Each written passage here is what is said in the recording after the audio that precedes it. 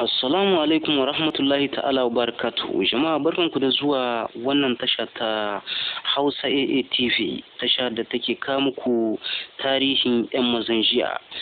Insha Allah, kamar yadda muka yi alkawari a wancan satin da ya gabata cewa a yau za mu kawo muku tarihin tsohon shugaban ƙasar Najeriya cewa da Janar Murtala Ramat Muhammad.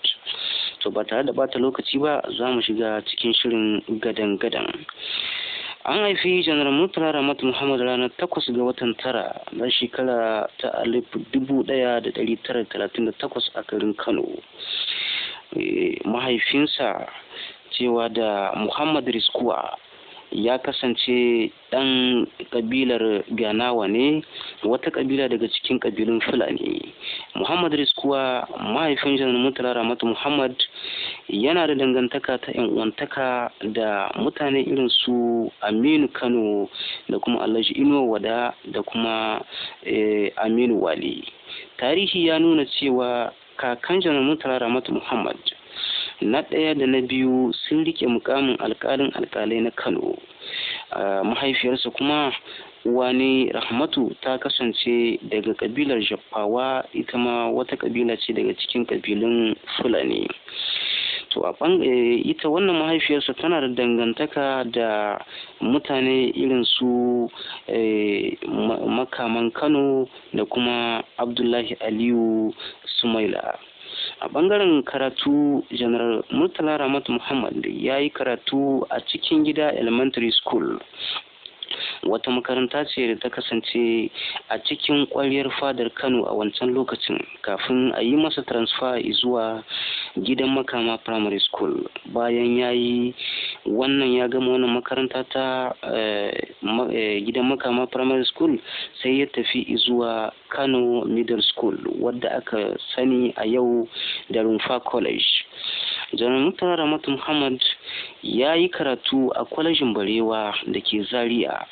A shekara ta 1957 ne ya zo shekara ta ƙarshen gama wannan kwalejin na Barewa, a inda ya samu matsayin gwani ko kuma fitacce a wajen iya harbi, abin da ya ba shi dama zuwa shiga aikin soja a shekara ta 1958.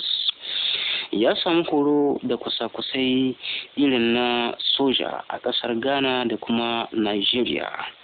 So bayan wannan kuma Janar Murtala Ramat Muhammad ya samu yin karatu ko kuma zuwa karatu a Royal Academy ko kuma in ce Royal Military Academy da ke Sandhurst a ƙasar Birtaniya.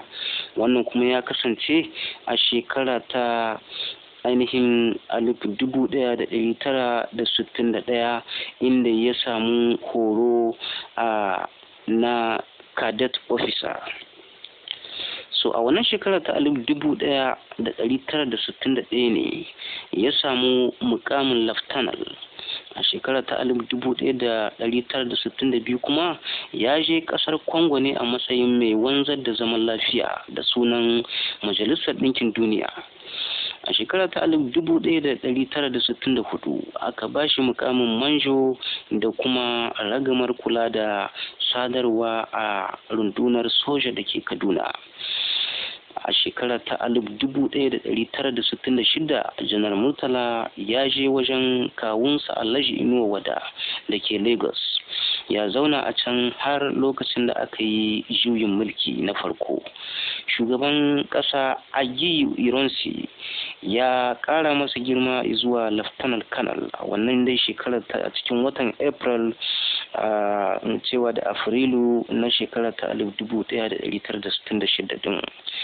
Sau uku Murtala na yunkurin juyin mulki na biyu, amma abin bai yi ba sakamakon kashe-kashen sojoji da aka yi a Abeokuta.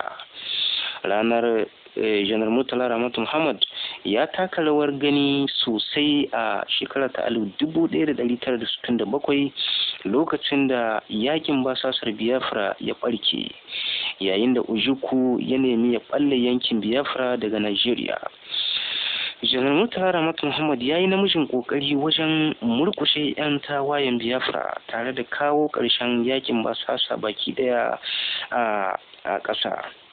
kamar yadda ya sanar shi da kansa a ranar 21 ga watan tara ko kuma watan Nuwamba na 1967.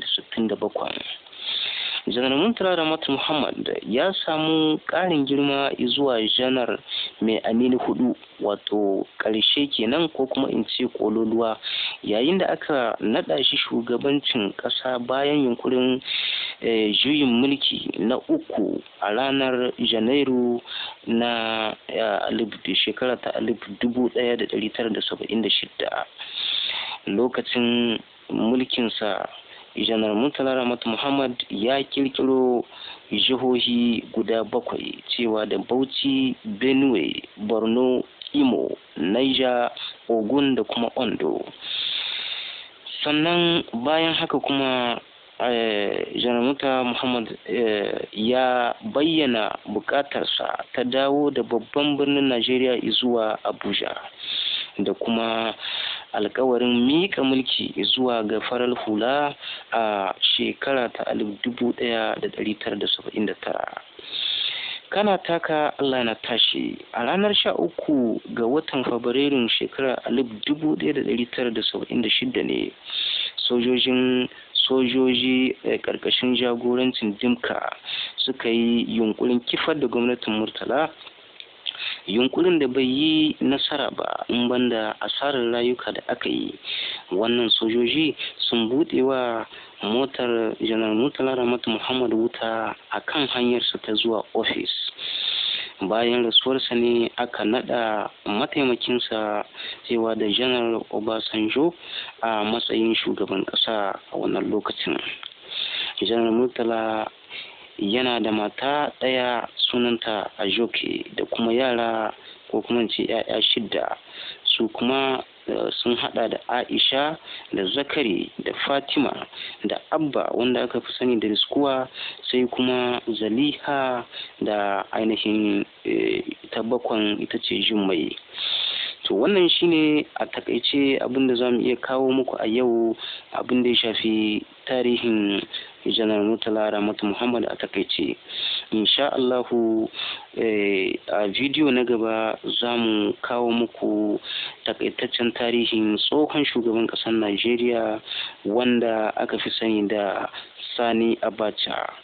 To idan kafin ku tafi ya kamata ku danna subscribe, saboda idan muka ɗora sabon bidiyo to insha Allahu idan kun danna wannan subscribe za ku samu sanarwa, za a sanar da ku cewa an ɗora sabon bidiyo. Sannan kuma wannan alamar hannu ta ƙasan bidiyon ga ta nan kuka danna ta za ta dawo bulu, ita ma wannan tana nuna cewa kun ji daɗin bidiyon nan, abinda zai ƙara mana karsashi wajen mai da hankali zuwa ga kawo sabon bidiyo. Saboda haka insha Allah kuka danna wannan to kun ba mu karfin gwiwa za mu ci gaba da kawo muku sababbin shirye-shirye waɗanda suka hada da tarihin 'yan mazan jiya da kuma ainihin kimiyya da Hausa da kuma fasaha da Hausa da kuma da ma irin koyon wasu yarurruka kama Larabci da sauransu. To wannan ya kasance daga naku Kabo. Nagode, salamu alaikum, sai anjima.